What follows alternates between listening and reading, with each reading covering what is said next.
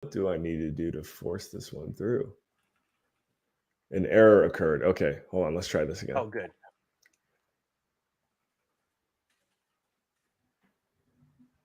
Come on, baby. There we go. All right. Cool. We are here and we are live. Ladies and gentlemen, hello and welcome to another episode of The Shift. I'm your host, leader, commander of the Shift Army, General Moses, joined today by the man, the myth, the legend himself, Sully. I always wondered the CS before Sully. Where did that come from? Everybody thinks it's Counter-Strike, but actually CSS is just my initials. Once upon a time I went as Chris, but there are like approximately 6 billion Chris's in the world, so I decided to go by Sully. Got it. Okay, so Chris, good to know. One thing Yeah. that I'm going to fire up here in the background because I like our little StreamYard background music. But one thing I will probably adopt that I learned from you is what were you using? It was like copyright free music. Yeah, there's a couple of great options, but Harris Heller, who's a YouTuber, real famous, he has his own stream beats you can use for free. Yep. We're going to implement that probably tonight on the Shift Plus. But again, for now, we are here rocking and rolling. Got Sully in the house. Let's go ahead and we'll drop the Twitter link here in the comments real quick. If you guys are not familiar with Sully, get used to that name. I first found out about you through Sasha from Wombat Dungeon, but then I connected him with Sammy Snake. And Sammy is someone who, are you familiar with Sammy? No, I haven't heard that name before. Okay. Oh, wow. Yeah. Okay. So he's based out of the UK, works really hard in this space. Nova Rally is his game. Okay. I know Nova Rally. Yes, I've heard him talk before then. Yeah. He's just, he's solid. And he shows up, every week, multiple times per week, same time, just hammering it out. And he was like, I think to Sasha, he was like, that Sully guy, man, he works really hard. I'm like, man, if Sammy Snake is saying Sully works hard, then good company for sure. I mean, I work for myself now, so basically from the time I open my eyes to the time I close them, I'm pretty much working. I'll sneak a movie or a TV show in occasionally to downtime a little bit, but otherwise I'm working. Yeah. And on that note, I definitely kind of want to leverage today's time to just pick your brain as we continue to grow our brand and everything here at the Shift. I think there's a lot to be learned from you. So we're going to talk NFTs, everything that you're working on, sprinkled with a little bit of, hey, how did you do this? Yeah. So actually, you know what? On that note, Sully, if you could, let's break the ice with your story, man. Where did this all start? Wow. I don't know where to start on this one other than I got into pop culture, hardcore, the space actually as a professional about 10 years ago. I actually went to work for, I got into social media and then started collecting Funko about 10 years ago and started going to conventions. And I had always been a collector, but once I got into that space and started adding to my Funko Pop collection and going to San Diego Comic-Con and going to New York Comic-Con and getting into more things like Mondo posters and other collectibles, that bug bit me hard. And I was working in social media for a Fortune 100 company, a desk job, wearing polos and khaki pants, and I hated it. It wasn't me. And my buddy and I went to San Diego Comic-Con in 2016, and we were standing in line, and somebody's like listening to us talk, and then he's like, you guys should do a podcast. Like, really? You think so? And like, why not? You guys are talking about all the stuff, movie trivia and stuff that we like anyway. You should do it. And we said, okay. And I was the one who didn't want to do it. My buddy did. But anyway, long story short, we started podcasting. This is 2016. 2016. Yeah, I did a podcast called Nerd Foo. We did 230 something episodes over the course of 3 years. Wow. So yeah, if you let me go, you got to be careful. You got to cut me off every once in a while. I'll just talk for 24 hours. I've done it before. But we started podcasting and going to more cons, and I got heavier into Funko. And eventually, at the end of 2016, I went to work for Funko and was their marketing manager for 3.5 years until COVID hit. Yeah, and I loved every second of it. But talk about working hard. Those were 80, 90-hour weeks most of the time, going to conventions, working at the office, doing stuff behind the scenes. I ran their podcast. I did live unboxing videos. We did live podcasts, live events in front of an audience, including the last year of San Diego Comic-Con before COVID. We were in front of an audience of over 1,000 people, which was amazing. It was a dream come true. I've got my somewhere around here. Oh, look, I swear I didn't prep this, but I just moved, and it happens to be close. This was one of my all-time dreams, was to have my name on that San Diego Comic-Con card that goes right out in front of you on the table. I'm sure you've seen pictures of like the actual celebrities out there. So I have that card from then, and then just this past year I did WonderCon with my buddies Tony and Anna Mia, the cosplayer, and we did a panel together. So I got the double there. I got them both framed. Epic, man. I heard you reference that quote from Talladega Nights the other day in your stream, is singing front something Leonard Skinner. I'm like, the way you said that was like spot on how you hear it in the movie, and I hear you saying it right now just with that accent. Oh yeah, I could try to convince you I don't have one, but coming from Texas, it's there. I can't fight it. What part of Texas? Houston area. Houston. Okay. Yeah. Oh, I nice. grew up south of, went to college north of, and then ended up living right in the middle of it for a long time. Where'd you go to college? I went to college in a little town up north of Houston called Sam Houston State University. Okay. Yeah, you might have heard of them. They make the March Madness every once in a while. Exactly. Yeah. I played college hoops in a past life as well. So. Oh, nice. Okay, Yeah. Yeah. Sam Houston State. I want to say their colors are purple and orange, right? Now orange and it's blue, but you weren't too far off. Yeah. Okay. One little touch of red and you had it right. Yeah. Nice. And actually, we were just literally like, man, less than 2 months ago, maybe even a month ago, we were in Houston, my wife and I. Oh, no and kidding. We went to not Galveston, but I think it's like Surfside Beach. Are you familiar with that one? Yes, that's part of Galveston. Mm-hmm. Okay, so Close. I was really impressed with it because it's actually a clean beach that you can go to in like out of Houston, and people always say like, oh, like don't go to the beaches in Houston, but it was really nice. And I've never been to a beach before where the theme is like go with your car and park on the beach, and then you've got water. Yeah. That I thought that was pretty cool. That might be some other places around the world, but I'm like, man, this is a very unique little beach right here. You're right. I never thought about that. Because you can do that down there in every other beach I've been to. It's not an option. I've never seen it be like a thing where like you can tell like people go to like park their car there all day. And I was thinking if I was a Texans fan, like this would just be, if you're not going to the game, you just tailgate down there at the beach, get the music going. Yeah. It's a cool little spot. So what brought you to the Northwest? Working for Funko. Yeah, actually, I was working for Reliant doing social media, and that ended. And I had like 9 months to give myself a job, and my number one company I wanted to work for was Funko. And at 8 months and 2 weeks, a position came open. I waited as long as I could. I was about to have to go back to work for somebody I didn't want to, and then that came open. And within 6 weeks, sold our house, moved across the country, and was working for Funko. So you bleed Funko, which says a lot as well. I mean, podcasting since 2016, all these little things about you that I didn't know are like all of a sudden just, okay, yeah, that makes sense. That makes sense. That makes sense.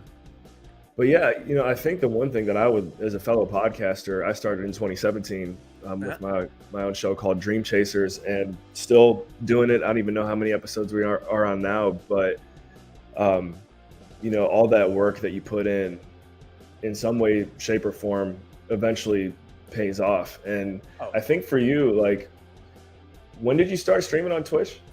I've been on for just over 2 years now.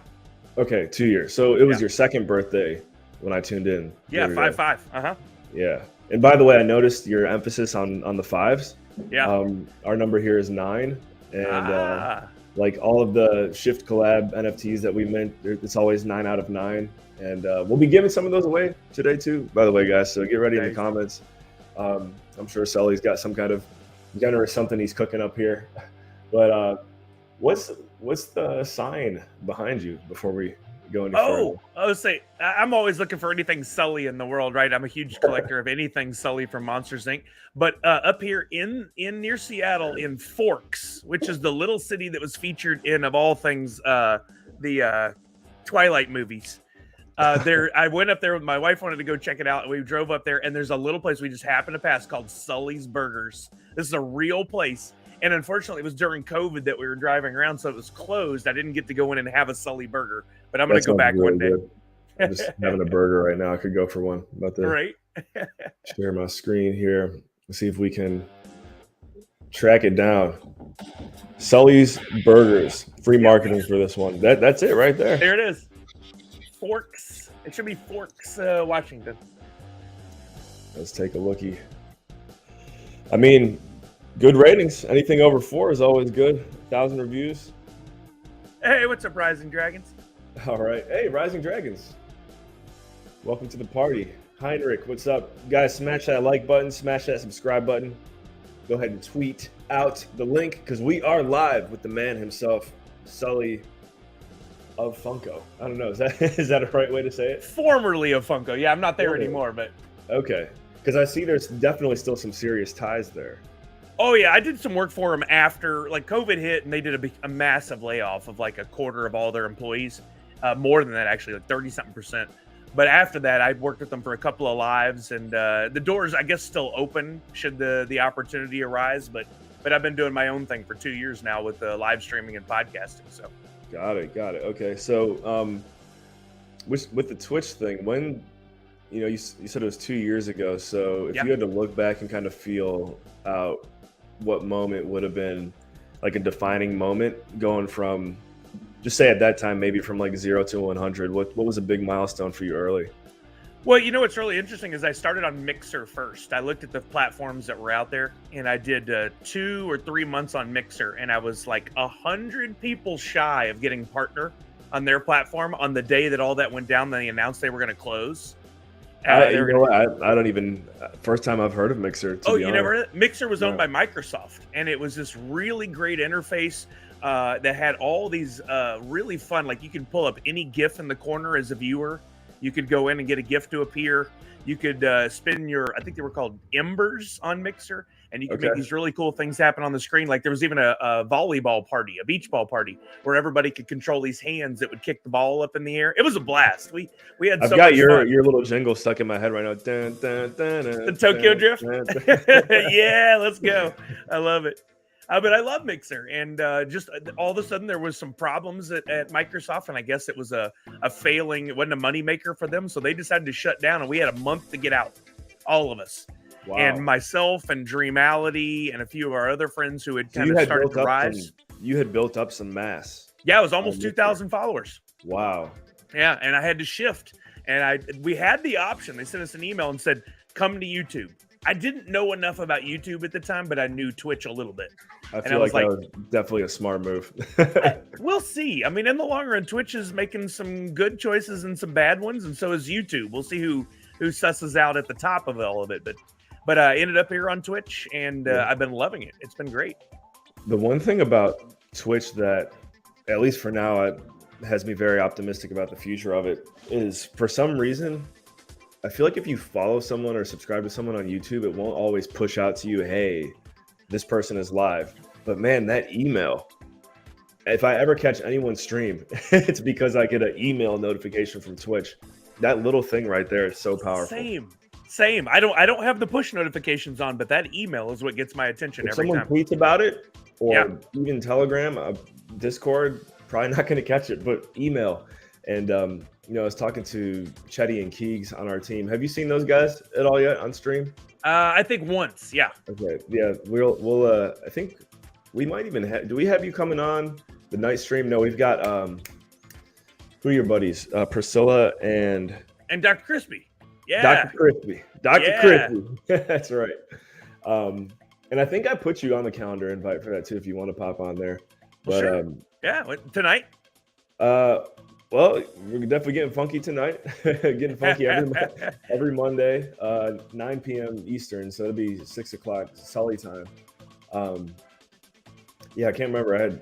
I was going somewhere with that, but we'd love to have you on tonight. Or I think we actually do have something here, like in a couple. Whenever weeks. Works for you guys. Yeah, I'm open. Yeah. I just love talking NFTs and getting to know people. So cool. Hey, putting that work in, man. So Mixer. Yeah. And then there was some kind of Mixer decided to shut down. They were having problems, and they're like, you know what? A month, everybody get out. I decided on Twitch, and honestly, that was one of those times where I was like, do I keep going? I'm doing okay, or do I go look for a job? But I had the two, and I was like, I think I could do this on my own. Let me try Twitch. And thankfully, I have the most amazing audience, the most amazing friends.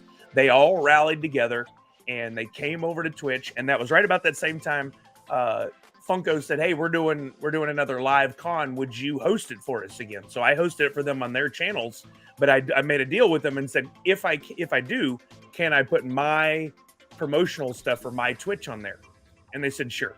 And that helped. Right after that, I think I had a stream with 400 live people within a matter of it was like a week after, because everybody came. Wow. I kept telling them, I'm going to do giveaways. You guys come over. And they did. And I was giving away pops and other kind of stuff. And a lot of those folks stuck around. And then over the last 2 years, I've just slowly been chipping away, working those hours every week. And a new group will come in. But then I got into NFTs. Right. And the second I got into NFTs and really started learning and educating my audience, and then started doing my own NFTs just a year and 4 days ago, I launched my first NFTs. That's where I thought I heard you were having your, Okay. Yeah, it's just been a trickle up ever since, with a bunch of this amazing Wax NFT community coming over, showing support for one another. And honestly, it feels a lot like and no offense to Funko, they're doing great right now, but they used to be the Funko fanatics were the hardcore group of Funko collectors. The Wax community feels like that. Everybody treats each other so nicely and is so generous to just give things away. And I feel like that was a really big turning point for me, the introduction of NFTs, where I still get the game and I still get to look at figures and collectibles, but now there's this huge thing that's occupying so much of my life that I get to share, and people get to share back with me. And I love it. It's so fun.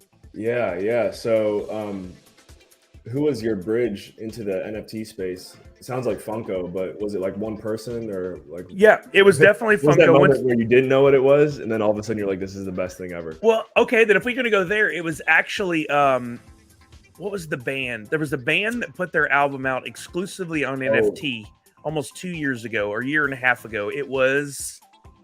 It'll come to me. I keep wanting to say Imagine Dragons, but I was about to say Imagine Dragons too. Were you really? I don't think that's it though. It'll come to me. Maybe somebody will remember. Someone make some noise in the comments because it's similar to Imagine Dragons. That's funny you said that. But they announced that, and I read about it, and I was like, well, okay, this is something I need to pay attention to. This is if a big band is going for this, then I got to pay attention to it. And it wasn't a week later. I went to lunch with a friend, and she said, "Hey, this feels like something you'd be into. Are you into this NFT thing?" And I was like, wait a minute, I just read about this. And from then on out, everywhere I went, it was just, I was NFT this, NFT that, all this coming at me at a million miles an hour. And I was like, world's telling me something. Yeah. I got to pay attention to this. And from the time I got in and collected my first few on Atomic Hub, that I was prepping for when Funko would go live, trying to learn everything I could. And we were on my stream and I would buy the occasional project. I was like, you know what I'm getting? I'm getting those early, when I first found out about Funko vibes, where I was just like, everything is aligning and this feels right. This just feels like all the things I love, collectibles and art, and get a community and gaming. And once we really started to make the connection that NFTs could be a huge part of the gaming world, not only the games we see now, like Dungeon Master and Crittercraft and stuff like that, and Nova, but one day in Fortnite or Halo, it's bound to happen to where you can have a skin that you can win and it's just yours, or maybe even design your own, and it's an NFT that you could then sell. And once that went off, I was like, I got to be early and get going and be a part of this because I want to understand every part of it. Yeah. You dove in, indoctrinated yourself. Baptism by fire. And I think the best way to do this is, a similar path. April 26, 2021 was our first stream here on the Shift. And it was basically like, hey, world, my name's General Moses. I don't know anything about this stuff, but please tell me what you know. Good approach. You're having these conversations and it went from, I remember, the first few interviews that I did, super busy with everything else in life, whatever. I'm like, I'm only going to do this like for an hour on Mondays. Like I'm going to go 12 to 1 Eastern live on Mondays. Boom. That's it. And then the rest of the story from there. Yeah. Right? It becomes an addiction, doesn't it? Yeah. I'd say, a healthy addiction when you are being creative and just consistently consistently show up. We've had a lot of great stories along the way, and yeah, I want to hear some more from you too. So you mentioned community being a big thing here, and I think community really is something in the NFT space that is going to set the tone for a lot of other sectors, I think, moving forward. But I've noticed, so you have your Twitter, Yeah, Twitter, Twitch, Instagram, that's my big ones. Yeah. no Discord. So I have a Discord. This is a question I have to answer all the Right, time because I was going everybody, I don't know why it is with NFTs, Discord has taken on a whole new life. Everybody hears NFT, thinks there's got to be a Discord associated with it. I've kind of fought it because when I I'm first with got you, in there, honestly. I was like, I don't know how to navigate this and how to keep up with. I'm following 150 Discords. What do I even do? Where do I go every day? I feel you on this one, man. So I've been fighting it, and I use it for audio only during gaming. I'll bring my friends on so everybody can hear them, and their bubbles will appear on the side.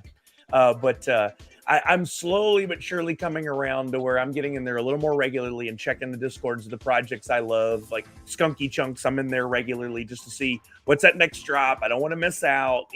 I am losing the fight. Pop Paragon says that's great. Yeah, it's one of those things where you try to avoid it. So I personally love Telegram, and anyone here, if you're with the Goo crew, you hang out with us here a lot, you'll see that. And we'll go ahead and get the Telegram link out here in a moment. But I like Telegram because you can send voice messages. You can, it's just a more direct way, I think, to connect with your community. Yeah. And Discord can definitely get, like you said, just scattered and whatnot. So I think there's a lot of potential there. I think with some changes, Discord could be much more user-friendly. But the world seems to have adopted it. And so who am I? I'm that one old guy who's like, get off my lawn, Yeah. Discord getting a voice memo feature would be nice. I'm sure they already have one, but something a little more streamlined like Telegram, I'd be sold. Cool. So on that note, though, how have you found the most success building the Sully, is it the Hoot crew, or what do you call it? We're the Nerds Unite crew. This is my brand is Nerds Unite, and so that's us, right? Which, by the way, dude, branding everything from the numbers to you got your mascot, your logo, Hoot, like top-notch branding. Thank you. I love graphic design and art, and I never got a chance to show it off at Funko. But a lot of people were like, wait, Sully can do this stuff? I learned a long time ago, and I'm getting to implement it now. But as far as community goes, to me, it really boils down to consistency. That's the key word that I always preach when talking. I've done a few panels on getting into podcasting, and I always tell people that the C in podcasting is consistency. If you are going to podcast, you better pull push that button once a week and hit record. At least. Do not give yourself time off. You've got to tackle it every week, because if your audience doesn't know that they have some content coming, they are not going to be engaged. Same thing with Twitter. If you're going to have a Twitter, tweet every day, whether it's once or 100 times. Be consistent. You'll notice the accounts with the biggest following tweet the most. Same thing with Twitch. If you don't have a schedule, if you're not consistent, people don't know when to tune into your station. It's like running a TV show. TV station. If they don't know when to tune in, they're going to lose interest, and they're going to go to somebody where they know they can tune in regularly. So I think that's what it boils down to. But then also engagement is another big part of it. You can't just sit back and let people shout at you. If you're not liking those tweets, if you're not responding to them, if you're not responding to those Instagram posts, if you're not reading the names in your chat on Twitch and answering questions, people feel like it's a one-way deal. Like they're giving you all the love and you're giving nothing back. All those things. I spend time every day. There are very few tweets that tag me in there that I don't at least hit that heart button or respond with a GIF or something. I love that engagement. And let's be honest, in the last 2 years when COVID was a thing and we were all locked down, I needed that engagement more than ever. And it was perfect. It was so good for me. Yep. Yeah. So on that consistency piece, what have you found to be successful on Twitch showing up, whether it be daily, weekly? What are your go times, and what have you seen work for others? Because ours is 9 p.m. Eastern on Mondays, but we're looking at ramping it up because we're interested in Twitch affiliation and all that stuff. So yeah. Well, yeah, what would you recommend? There's a balance that has to occur for sure. You got to have your normal life as well, and if you've got work in the mix, it becomes very difficult. But for me, a long time ago, I think in the early Twitch days, after I had left Mixer, I decided to implement a schedule that kind of jumps around a little bit because I know I got people on the East Coast and in other countries who like to watch, and sometimes if I'm live at my 7 p.m., they're in bed already. So I adopted it, and I don't know how I landed on this other than certain things going on in my personal life that I wanted to be there for. Mondays and Wednesdays, 1 to 5 Pacific. Tuesdays and Fridays, 5 to 9 Pacific. And then Saturday is like a flex day where I'll jump in and I'll do like 11 to 3 most of the time. Exactly, yeah. I need to get to the gym again for that, but 11 to 3 on Saturdays is kind of where I've landed. But that one I don't necessarily announce in advance because if I want to go at I was gonna say, talk to me about Saturdays, especially with the spouse and all that good stuff. It's a flex day. Yeah, there's days where I'm like on Friday, I'll be like, guys, I'm not gonna be on tomorrow. We got a thing. We got a party. We're gonna go to a movie. Whatever. You gotta have your downtime. You gotta have your personal life. You can't let balance is key. What is it? The old adage, nothing in excess. If you do anything too much and it takes over your life, chances are something else is paying the price for it. So I try to keep a balance, and that means like the last couple weekends I was moving, no Saturdays. Yeah, no Saturdays because I need every moment that I can have. But I'll be there those other times, guys, as much as I can. Love it. And the best way to keep up to your Twitch pop-ups would be to follow you on Twitter and Twitch, correct? Twitter and Twitch, yeah. The tease. If there's an update, I'll put it out on Twitter and my audience. At least that way they know. If I was really good, I'd edit the schedule below Twitch or put up a pop-up screen that says, next stream will be at this time. But I'm not that good. There's too many things going on. Make sure you guys go follow Sully there. Just dropped it in the comments. So one thing that I've definitely noticed is you're super dialed in with OBS. Today, maybe not so much because we're doing it this way today, but on that solo stream, and I've noticed that you do shout out like everyone who comes through, which I mean that right there is noteworthy. I noticed that. I'm like, man, that's good. I guess actually on that note too, we're going a few different directions here, but if the stream gets to, or should I say when your stream gets to 1,000 viewers live, how do you plan on handling, shout outs to people in the chat at that point? That's a good question. That'll be a great problem to have when we get there. I've been slowly ramping up. I started with audiences of on Mixer of maximum 35 people for the whole time I was building to those 2,000 viewers. And I've been able to slowly add on to what I can do. My knowledge of OBS and the different systems that I use. Sure, there's a problem every stream. It's either audio or the camera's not working or something. There's always a problem. But I'm able to pretty easily, most times, fix those things while live. In the same respect, the audience, like as people are coming through, I know the names now, and I've met so many of the people because of the con circuit, going to conventions. I know their faces. And so instead of looking up and seeing J-Rod in the chat, like I see right now, what's up, J-Rod? If I met Jay, I see his face in place of that J. And it just becomes like, kind of like I'm starting to imagine a group of people in front of me and I'm talking to them, which I'm comfortable doing. And then when somebody new comes on, they walk in the room and either they hide in the back and they don't say much, or they're loud and they get my attention and we interact and something happens and you build a moment with them, and then it just adds to it. And I've been able to handle that growth so far. There will probably be a day, hopefully, if I'm doing my job right, where that becomes more difficult. I don't know what I'm going to do. I adapt as things change, and we'll figure it out. Maybe we slow down the chat a little bit so I can keep up, or maybe I do VIP only at times, or I don't know. We'll figure out something, but I want to try to keep up with everybody. Yes, and Rising Dragons is feeling it. See the shit. You guys are awesome. Make sure you smash the like, smash the subscribe. So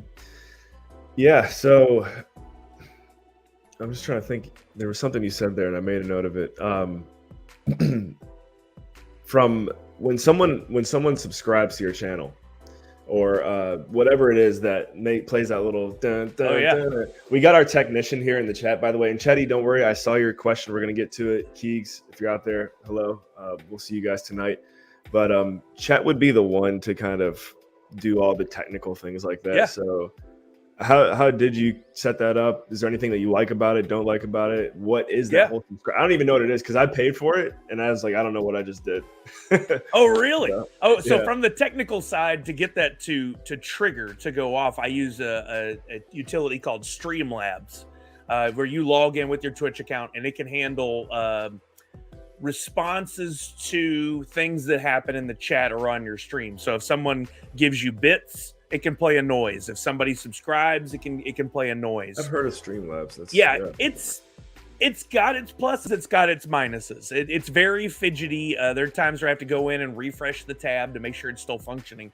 But it'll play the little GIF on the screen. It'll play the music. And then to stay away from the DMCA strikes, the trouble, my buddy Asian Tony Stark, who I've known for years through Funko collecting, he knows how much... Asian Tony Stark. He's the biggest Iron Man fan in the world, and he's from Hawaii. It's perfect. His name is totally about him.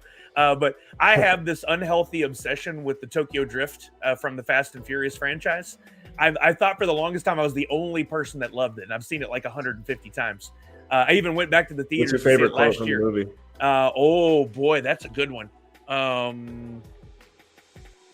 Because honestly, I've only seen it like here and there when it's on TV or something. So I don't know if it's probably not a quote, but it's the GIF. It's the moment where he's wrecked his car trying to get the date with the hot blonde when he goes up against the guy who has his dad's Viper, and he's just sitting at the police station and he thinks he won the bet. And he looks over at her and he looks normal, but then he smiles and he's just got this mouth of blood and gauze because he flipped his car and hurt himself, and he's just smiling like he just won the biggest bet in the planet. That's my favorite moment.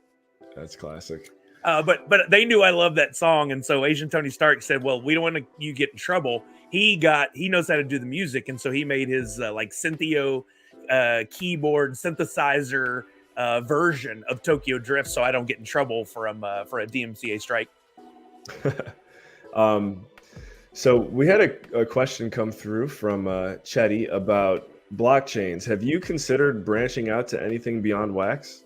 Well, I actually have. I don't talk about it a lot on my streams because it's kind of been on pause for a little while, but we're getting closer and closer to the launch of another project that I'm working with a group called Echolabs over on Ethereum. We're launching Echolabs is a guy I've known for many years. His name's Hugo, super nice guy. He knows everyone in the music industry and in art. And he creates or manufacturing has been his primary focus for like 40 years. He knows all the folks in China that he can work with to get things actually made and delivered here to the States. Well, he was working on a project to make these Banksy-esque figures. And he had the art, which by the way is public domain for all things Banksy, little known fact. Wow. He had that art ready to go and was going to put it out as figures, and he got approached by Vivi. I don't know if you've seen this app before, VEVE. They have their own NFTs. I use with an air quote because the whole thing kind of, I won't get into it. I know the name. I haven't looked into it. I wouldn't. I think it's primed for a fall myself, but anyway, they approached him with a huge contract deal, multi-million-dollar deal, and said, "We want those in here. We want you have those 3D renderings. Let's put them in Vivi." And he thought, wait a minute, if they're willing to offer that, there's money I can make. And so he contacted all these people he knows in art and music and said, if I launch some NFTs, would you be on board? And all of them said yes. He's got 27 plus projects lined up for the next couple of years. And the first one out of the gate, I wish I had the prints here handy, is from an artist named Shag. Who's out of California, just a wonderful guy who's been in the industry for like 35 years himself. And they're making kitty cats, QITTY QATS. You seen those? Saw that on your you're an ambassador for that. So Kitty Cats is a PFP project, 10,000 unique kitty cats that Shag and Echolabs are putting out. The launch has been pushed back a few times as other opportunities have arisen for them to integrate into the project, but it should be launching soon. I'm technically a very small owner in that project, and I'm helping them with their marketing and what I call education. because there's so many people that are interested in NFTs and or scared of NFTs who simply don't understand the technology or how to get involved. And I guess it's a special talent of mine. I don't know, a weird ability. I can break down something complicated, even if it takes me 4 hours, break down something complicated and walk you through it and help you understand and answer questions, because that's how I had to educate myself, was getting involved and walking through it. Now, having said that, I don't understand as much about the Ethereum blockchain, but I understand the project and the utility that comes with it. And the artist, right? And the artist. I got to meet him in person. He's a wonderful guy, and we really hit it off. And that means a lot to me, too, that I now have a couple of his prints, and I already pre-ordered a couple of the NFTs. They did something unique. They did pre-orders for these NFTs at the conventions. That's how I got involved. I walked up to a table and I was like, what is happening here? Are these NFTs? And we all became best friends. And I was like, I want in on the project. I want to work with you guys. The next one is Lil Corgi Cuties. That are these adorable little corgi figures drawn by Jared Mariyama, who is a wonderful artist. If you don't follow Jared J Mariyama on Instagram, you should. He works for Disney, and he has more pieces of art or unique items on sale at Disney than any other artist in the world. He's super talented. Everything has this real cute, bubbly look to it. He's designed everything from t-shirts and socks to plates to coloring books to enamel pins, you name it. They sell it all at Disney with his art on there. And he is the artist behind Little Corgi Cuties. And I am super excited about that one because there are some huge announcements coming in that are just going to set this one to pop off. I mean, huge, that I can't talk about yet, but I've been telling everybody in my audience, like, look, I'm no financial advisor, but if I had $300 lying around, I would buy into this first. And I put my money where my mouth is. I already own 4 because I know this project is going to pop off on Ethereum, assuming the whole thing doesn't crash. I see all the crypto just doing this right now, and there's rumors around NFTs are dead, and I'm like, whatever, this is the time to buy, y'all. Yeah, I couldn't agree more. And what was the name of the project? Lil Corgi Cuties? Lil Corgi Cuties. So LILCORGI Cuties with a C. Trying to find them on. Are they on Twitter?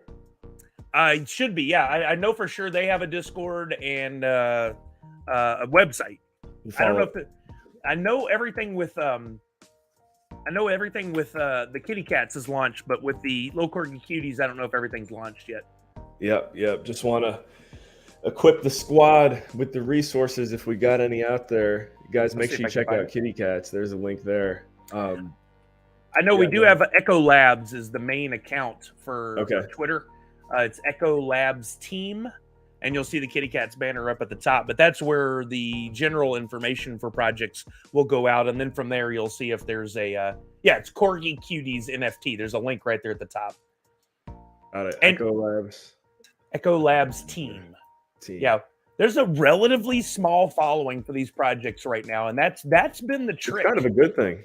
It is.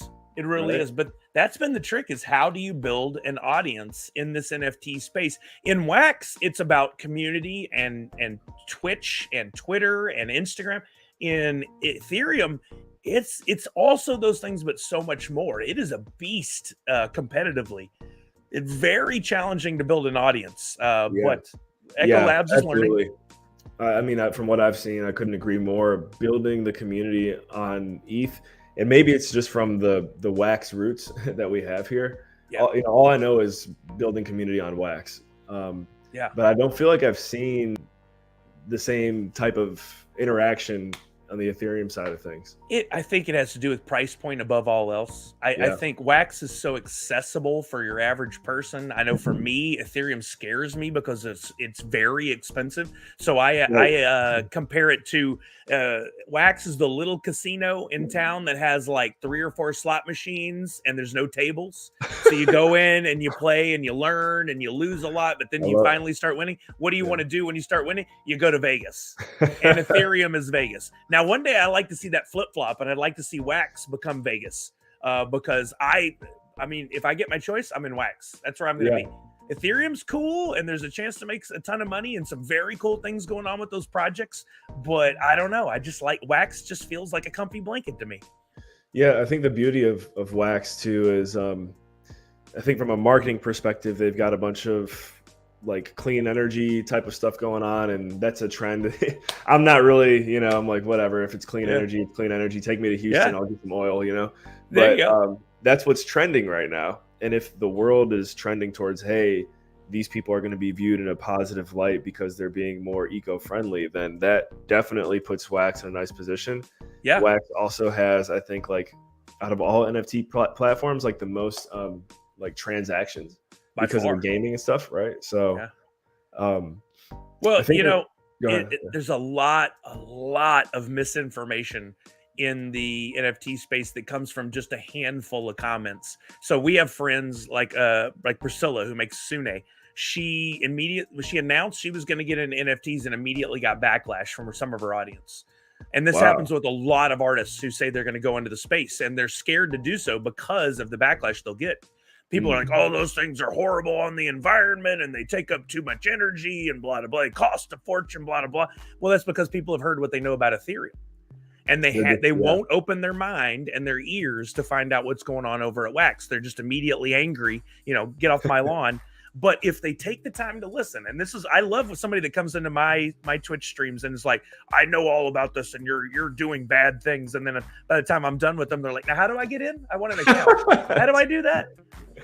Yeah, it's also one of those things where I feel like I understand the space so well now that when I'm talking to someone that doesn't get it, it's just like it'll drive me crazy. I'm like, this is this is just a time that we've never seen before. It actually reminds me. I know you mentioned early days Funko, yeah, but I remember. So I got into crypto 2017, Ooh. and that was definitely a time where if I was going to go on and podcast and talk openly about investing in Bitcoin or whatever, definitely, a handful of tomatoes getting thrown at the screen along with supporters. Yep. But I'm seeing NFTs being in that phase right now that crypto was like 2017. So I guess what I'll just say, we're here at the right time. Well, I think it's going to take a few marketing geniuses or some real dumb luck on a few companies to breach the general population with something that is an NFT but isn't labeled an NFT. They're trying. You'll notice some of these projects don't use the word NFT a whole lot. Funko's one of them. They Funko digital Funko Pops with what you call it, where you can redeemable stuff. And they're being careful because they know it's kind of a hot button to say NFT, but eventually there's going to be that moment where somebody sees something that they want to get in that space. I hate to bring everything back to Funko, but I used to watch the same thing happen there, where you would have the dad bring their kid to the convention, and the kid wanted in the booth, and the dad would be standing there, just hands on hips, like, I don't want. Why do you like these things? What's the why? And I would hear him, and I'd be like, sir, what are you into? Or do you collect anything? I'd either hit a hot point there, or what did you watch? What's your favorite TV show? What's your favorite movie? And I'd find that hook. And it'd be like, oh, did you know we have pops of those? You can look them up and find them online. And they'd be like, wait a minute, you do? And then you'd see this turning point. So I would always try to find that moment that would turn them around. And I think for a lot of people, that's just yet to rear its head for them to see. But they'll see something on Wax they really like. Like Hot Wheels was a really good introduction. Yeah. There's a lot of older collectors of Hot Wheels that were probably like, wait a minute, if I want these, I got to go and collect that NFT and then I can get these. Well, tell me more. Then it piques their collector gene if they have it. You either are or you aren't. And right. Once it piques that, they do start listening, and then eventually maybe they come around. Yeah. Another thing that's really interesting is, crypto.com, bought the Staples Center or whatever. Yeah. Which 5 years ago, it's crazy to think, 2017, 5 years ago, I don't think anyone would have believed you if you would have said, hey, crypto.com is going to be, is going to buy the Staples Center. And we're seeing that like so many, especially with the playoffs right now in NHL and NBA and just professional sports, MLB, like you're seeing crypto everything. Yeah. And the writing is on the wall. This wave is coming for NFTs. I'd say I don't know, next 2 to 3 years where NFT.com buys something, right? Yeah. Which I don't know who owns that right now. I remember there was No some clue. like that. Yeah. Yeah. Like Mark Cuban might have owned it. But He's big in the space. yeah. Yeah, him, Gary Vee, Tom Bilyeu. Familiar with Tom Bilyeu? I know the first two names. I don't know Tom Bilyeu. Who's that? Impact Theory. His big break was Quest nutrition bars. Oh yeah, I've had many of those. Okay, yeah, that's his company. Tom Bilyeu. He's doing something really interesting tied to the story piece of NFTs. I listened to an interview he did the other day, and I'm like, wow, it's just GooBalls were 1 week at a time. Where they're going with their thing is like, it would be like if each GooBall had its own like hero's journey. You know, it's just depth. And one thing that someone from the Proton blockchain shared with us recently is, at the end of the day, this space is all about art, story, and community, however you want to kind of craft that. So for you, I guess we didn't really talk about your art a whole lot yet. So were you always a creator? I know for me, I started making NFTs like 6 months ago, and now all of a sudden I think I'm Da Vinci. You know? Yeah. So funny. You know, to hear you say, let's talk about your art feels so foreign to me, because I still don't consider myself an artist. I like to joke and say I'm going to be doing some arting today. Because I don't know. I can't say I'm an artist. My friends will be like, yeah, you are. And I'm You're just a creator. like, I don't know. You are a creator. There I can get behind. But as a kid, my mom pushed us to try a bunch of different things, and she enrolled us in like painting classes and things like that. And I guess I had a little bit of a skill, and didn't get to do it for a long time though. I was always a doodler in my notebooks at school because I was bored to death, and just always doodling and drawing, but never really shared that much with the world. And while I was at Funko, I got a little opportunity to show it in like all of our cover images for our podcast. I would alter each one just slightly to have an element from the podcast.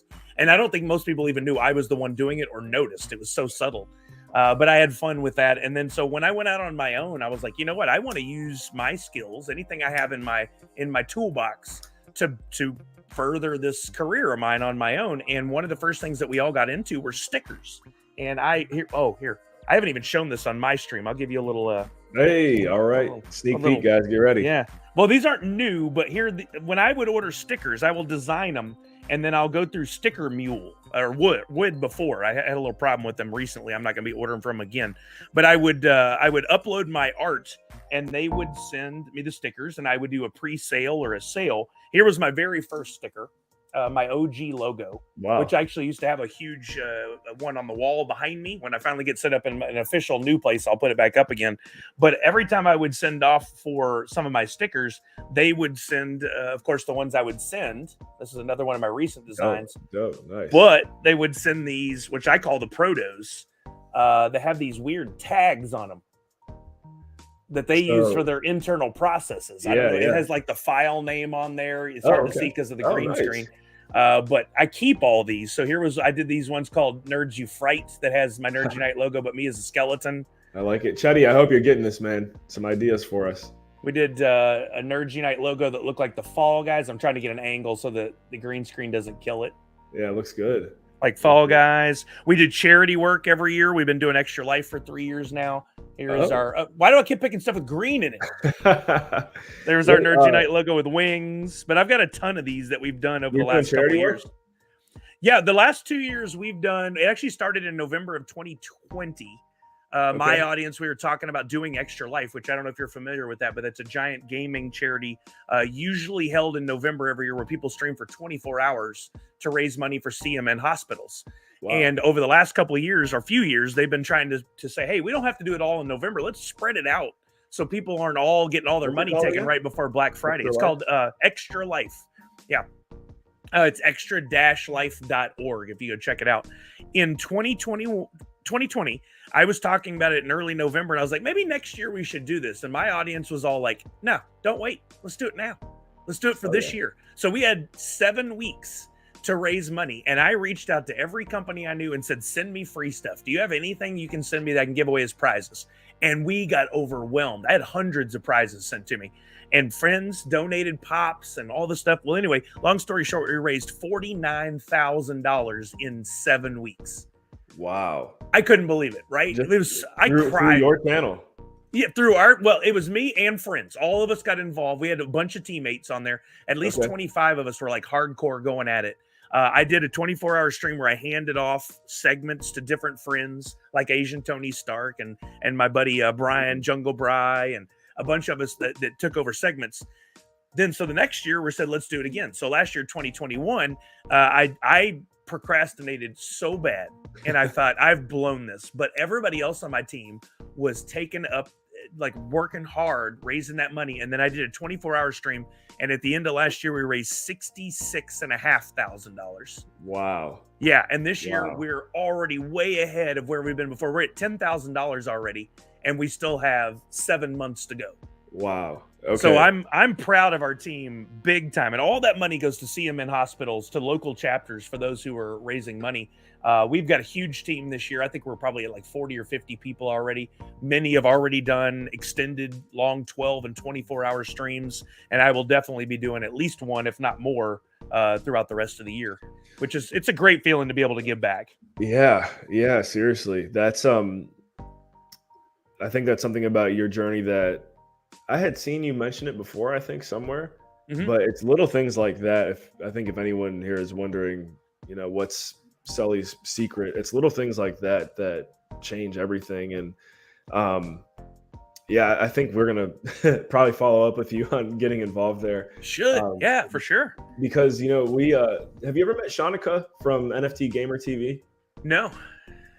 Definitely someone you got to get connected with. I'll introduce you guys. So he streams for NFT Gamer TV. Okay. Based out of Dallas. Grew up in Austin. So he's a Texas guy. Yeah.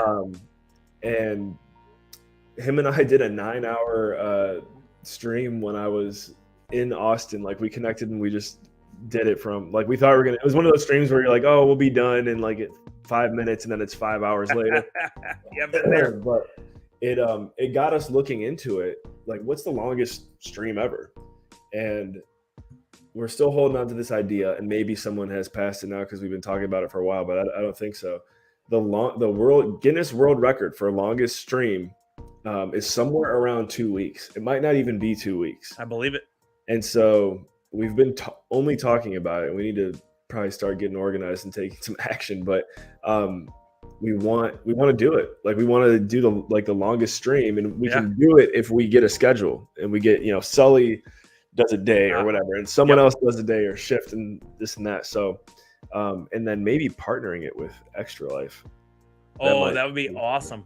Yeah. They're really good. The Extra Life team is very, very engaged with the audiences as well, and the different teams, to the point where they came by my stream a couple of times. They hold the official charity, and we're like in there answering questions from people and engaging. And a couple of their community managers still come into my stream pretty regularly, like once a week at least. One of our friends that works there comes through. So it's really it's great to work with them because they're so nice. I mean, they're great people.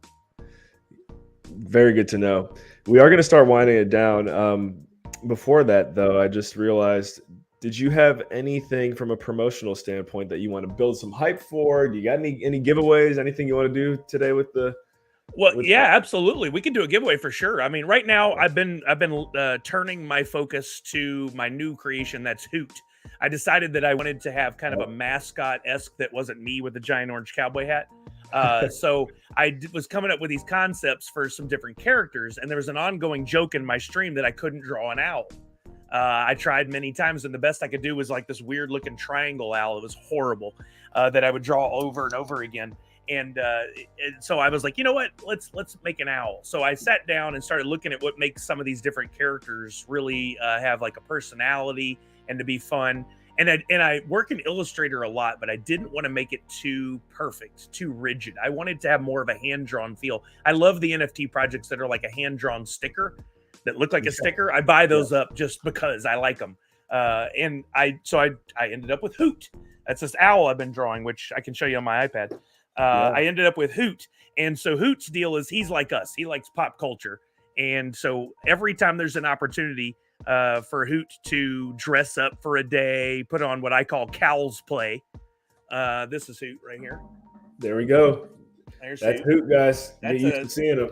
original Hoot, and since then Hoot has celebrated Easter. Right there, he did some egg painting. He wore the ears and put on some bunny slippers. And then for Alien Day, I really love this one. This one you have to imagine this with a sticker background. But he had a run-in with the xenomorphs. Oh, nice! I like that. That mimicked him, and even ended up with a black version of his cowboy hat when they became the xenomorph. And then most recently, we had Star Wars Day, May 4th, and I drew a couple, including this one. That's I saw the Star Wars Day action. Nice. The Ewok, and it's called Remembering a Friend. He's got Leia's helmet there next to him. Love it. Yeah, so I've been working in Procreate a lot. What's the best way our viewers can grab a Hoot? So I'm on Nefty Blocks. If you go to neftyblocks.com/c/NerdsUniteUs, or you just look up the collection Nerds Unite Us, you'll see it. It's all spelled out one word, no punctuation. Nerds Unite Us, and yeah, I've been doing drops and blends there. One of the things I love to do with my talk to me about Nefty Blocks. We actually just had them as our guest last Monday. Oh, it's great. We're not doing anything there yet, but you should. Seems like it is the best resource for creators in the NFT space, in my opinion, because there is nowhere else that's going to allow you, without a huge amount of programming and cost, to develop packs or pre-minted drops or pre-minted pack drops or blends. I guess so. It seems like this wave is definitely going to Nefty. Oh, for sure. What would be some of the things that you still like about Atomic Hub? I love the Atomic Hub's interface. I think it's super clean and nice looking, and the navigation to me is a little easier because that's where I started. I've been converting to Nefty Blocks, especially since Nefty Quest came out. They've got this. Have you heard about their ongoing game? Well, they have their own currency now. Well, they have Nefty, which is their currency, but they have a game that's in week 5 or 6 right now, out of like 20-something weeks. And every Monday morning, a new batch of NFTs drop. And if you collect 14 of them, you double your earning power for the week. And then every sale or purchase gives you points. Wow. And at the end of the week, I think I got Knight level last week, which is the highest level you can get because I spent like an obscene amount of wax on the DC drop from Funko. You get rewards back in rubies, and then you can use those rubies to purchase things. And they're going to have some real exclusive merchandise and some really cool packs that you can open, some real value. It was week 6, started today. Thank you, Lecab, Attila. Thank you. Yeah, so it's a really interesting, but it's a good incentive, and it's a very smart on their part. They're very, very smart at listening to their audience. They do the weekly Twitter Spaces, and they really listen to what people have to say, which I applaud them on. I don't see Atomic Hub doing that regularly. And they provide utility for creators. So if you're going to be putting NFTs out, get into Nefty Blocks and start learning. I guided my audience through it, whether they knew it, I was training them or not, to how drops work on Nefty, and then how blends work on Nefty, and how pack openings work. We did those things for my project so that we're prepared for other projects. And now we've got groups like Skunky Chunks and French Monet Gang and all these other wonderful folks, Dr. Crispy and Priscilla Valor and Vellum, doing pack drops and blends, and everybody knows how to do it because slowly but surely I educated them as we were going along. Yeah, you just reminded me. So talking to the team from Nefty, one thing that they're getting ready to implement is the auction feature. Oh yeah, which I think that's one area that Atomic Hub really hasn't done that good of a job with, from what I've seen. And we do. I just dropped a link there in the chat, guys.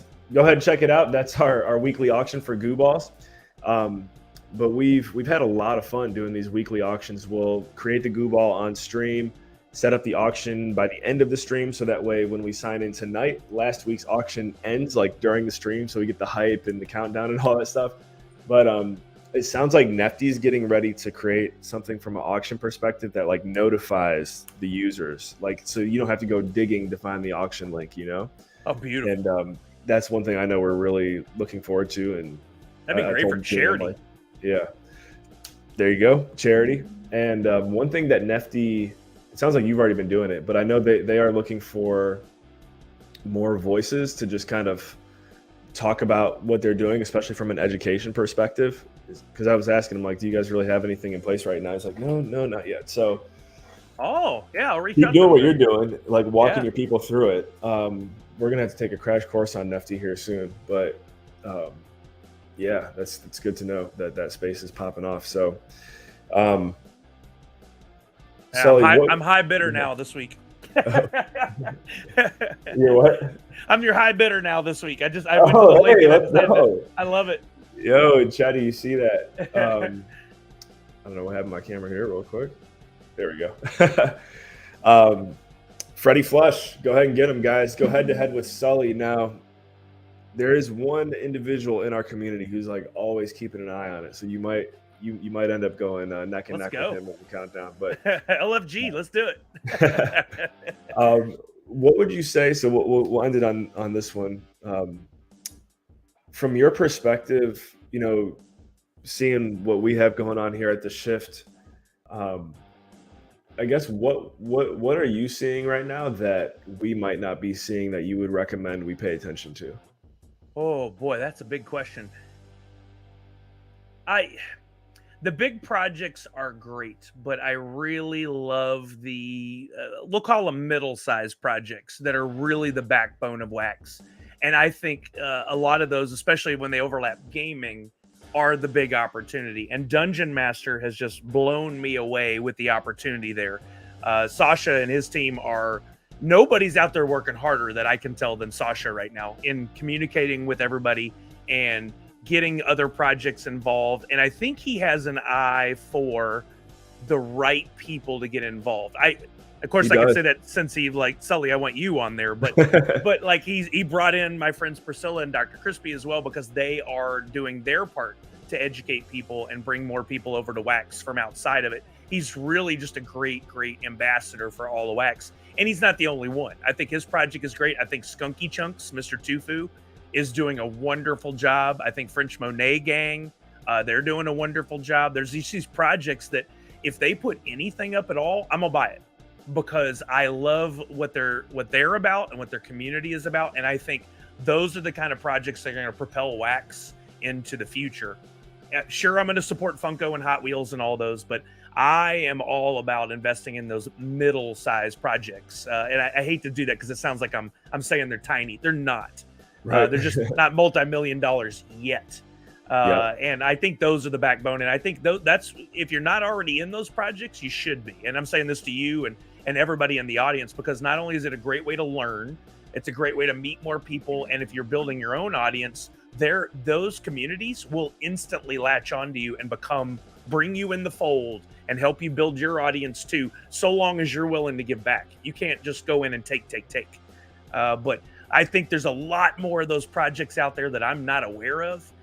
Would love to be. So if anybody out there has a project that they think kind of falls into that arena where you're working your butt off building community, I want to know about it. I want to be a part of it. Cool. I want Nerds Unite to just continue to grow and encompass all these other communities where we're all friends, and it's positive. It's got to be positive and nice. I can't. The negativity out there kills me. I just can't do it. Let's not have that. Let's leave that over on another channel somewhere. Yeah, absolutely. And guys, make sure you go check out Wombat. Their Discord is in the comments there. I'm with you. Like, can't endorse that project enough. We've been at this for, roughly a year. They were the first ones to say, hey, we want to stake you guys. And, low key, I've just been sitting here praying, saying, like, I'm not going to go chase anyone around. We'll just see what happens. And Wombat was like, we want to do it. And so we've been going all in there, and we've got Dr. Crispy and Priscilla coming on here soon. I'll keep you posted on that. And some low-hanging fruit, I do want to float this on your radar. We're taking a look at it. The Proton blockchain. I don't know if you've heard of it at all. I have, but I haven't. One thing that I love, and I think you'll dig this from a marketing perspective, this entire blockchain already has its own emoji because there is a Proton emoji in the and like little things like that. I'm like, dude, this is there's a bunch of functionality on what the blockchain actually does aside from the NFT piece. But me, Chetty, and Keeks are all from Painesville, Ohio. Happen to have someone else from Painesville, Ohio, town of 25,000 people, who has the second biggest NFT project on Proton. No. In May is their NFT month. So like they're Oh. making, I guess Proton's making a big push to get more people in there, and it's like if you look at the numbers, it looks similar to where Wax was maybe like a year ago. Like Okay. super, just like super early opportunity. So I'll send you some stuff on Proton, and I'll show you the like whatever links we got for our friends who are like the second biggest project there. But yeah, we made the announcement last week, guys. For everyone here in the Goo crew, we are looking at doing something Goo related on Proton. Ooh.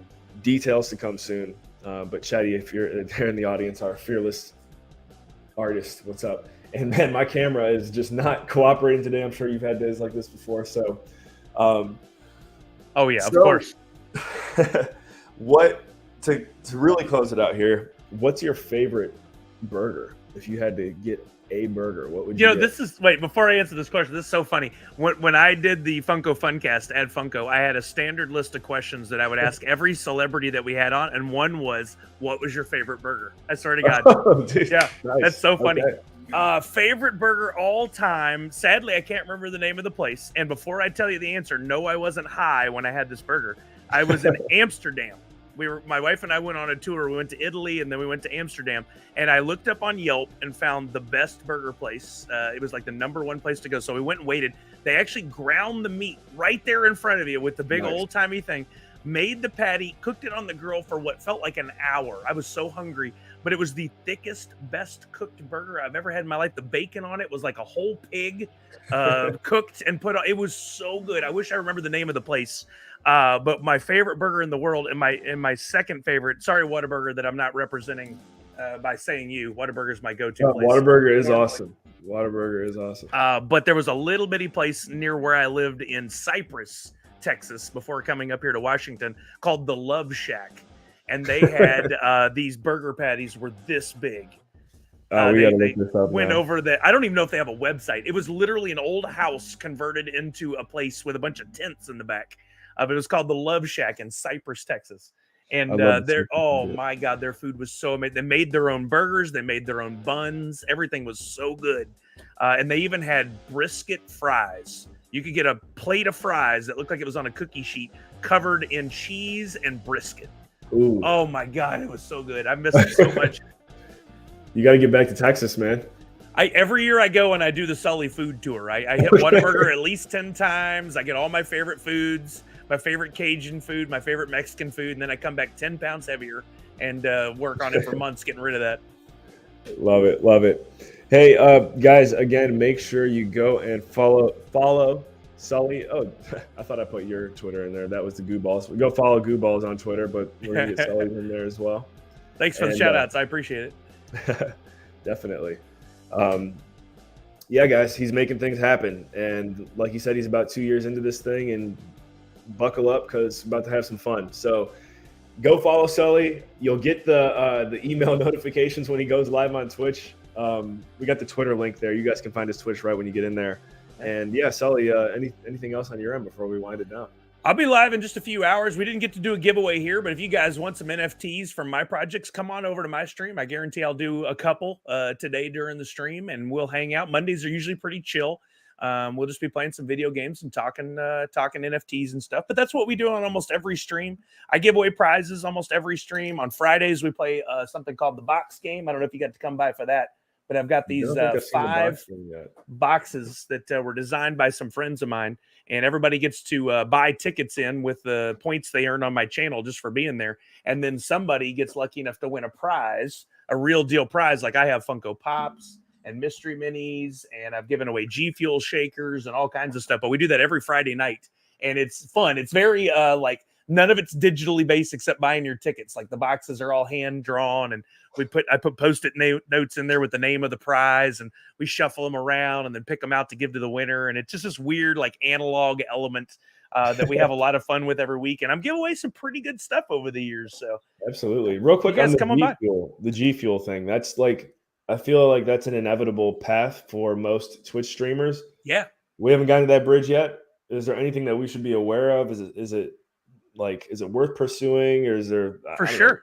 talk about Well, it. I tell you one thing I learned early on, and I used to tell my partner with Nerd Foo on this all the time, is that if you see something, a project you like, a product you like, and you think you can represent them on your stream, maybe it's not even something they're into normally doing, reach out. All they can do is say no, but reach out with a short email or something and just say, hey, I do this. I educate people on NFTs on my stream. I do this thing. Here's my audience size. Here's how often we do things. Would love to represent your brand. And even if they don't give you anything for it, but they let you use the logo on screen for a while, it's a good way to build some credibility. Definitely. Then luckily, or hopefully you get to that point where you're going to be able to reach out to some brands that will pay you.